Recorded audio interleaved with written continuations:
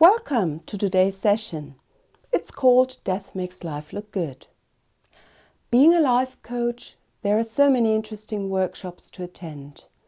At some point, I decided it's time for me to get to grips with the ultimate challenge of our lives, death. So for a whole year, I took part in a training as a grief counselor. And I can honestly say it was one of the deepest experiences I ever made. As for many of us, death wasn't really a topic during my childhood. I had very vague ideas about people or pets disappearing and not coming back. And I learned it to be a sad thing, of course. Being half Indonesian, however, I also saw in Bali that it doesn't have to be a sad thing only. Death can be seen as a final point of no return. But it can also be looked upon as a gateway to a next life. Why the doors between death and life are closed, nobody really knows.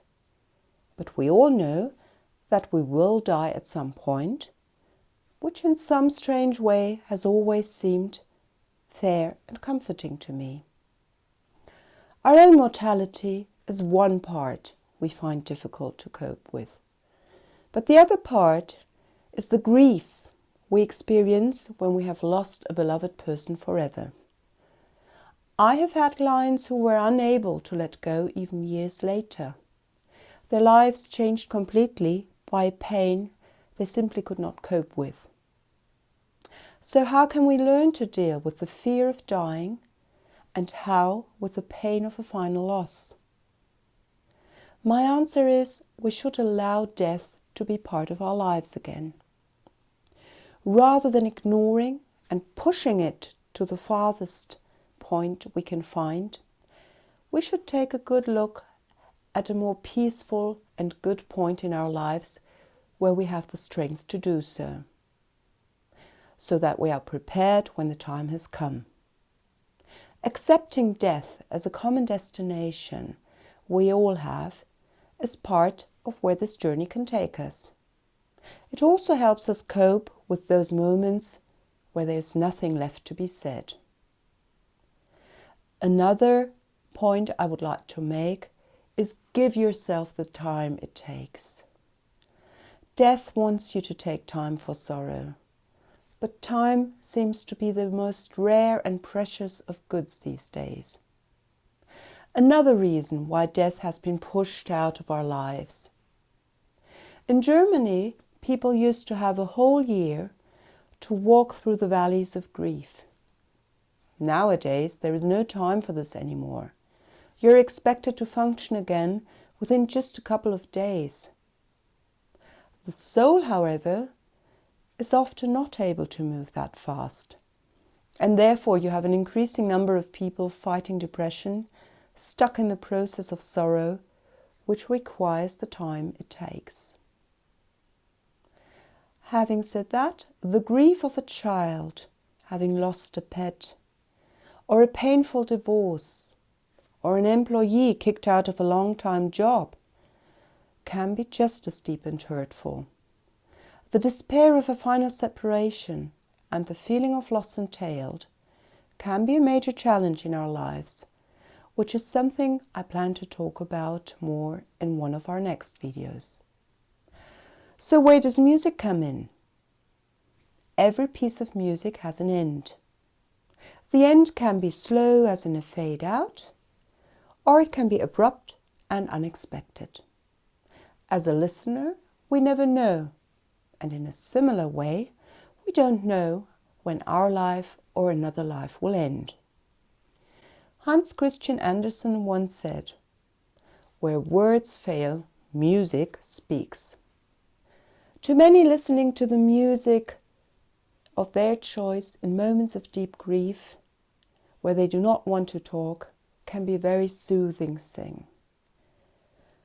Today's song is about the value of death for life, and I've called it Death Makes Life Look Good. We cannot say when or how we will die, but we do have choices we can make about our present lives. And one of my favorite questions to clients is, when you look back upon your life at the age of 90, what would you like to see?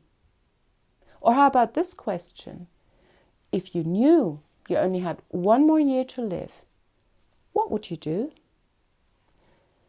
Actually, most people regret what they did not do rather than what they did do and what went wrong.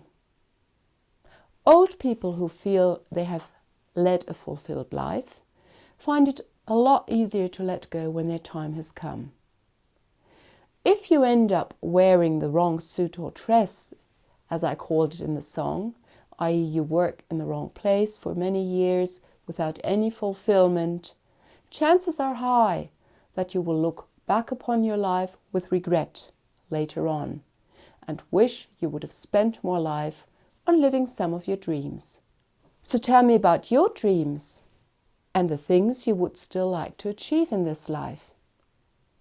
Death is too big a topic to be dealt with in just a few minutes, and I will be sure to get back to the issue at some later point. You can let me know what parts you would like to hear more about.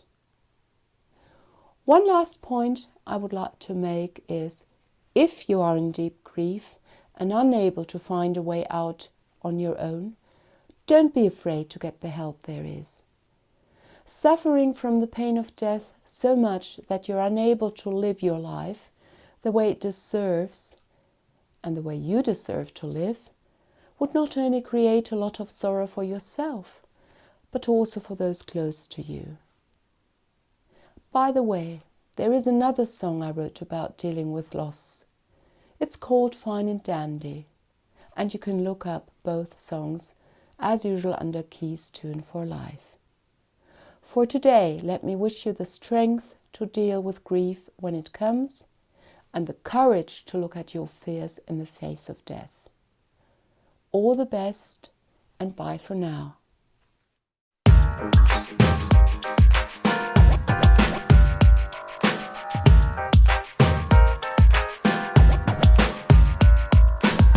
Welcome to the dance of life.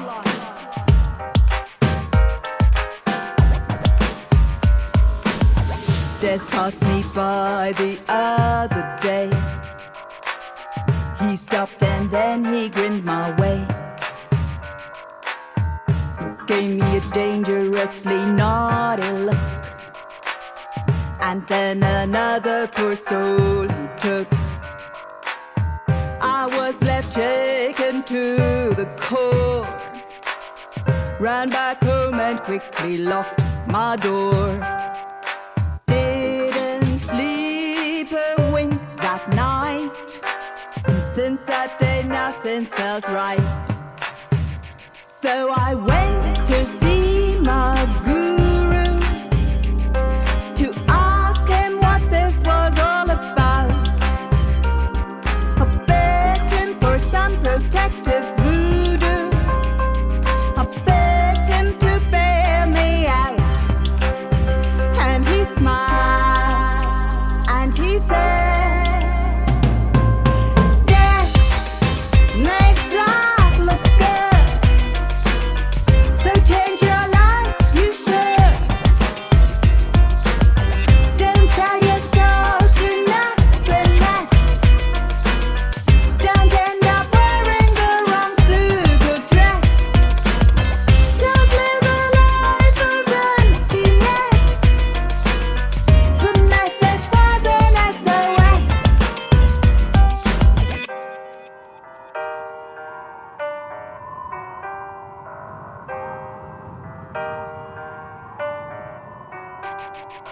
Now I knew my life had gone somewhat wrong. All my dreams had left me one by one, but the whole truth hit me in my sleep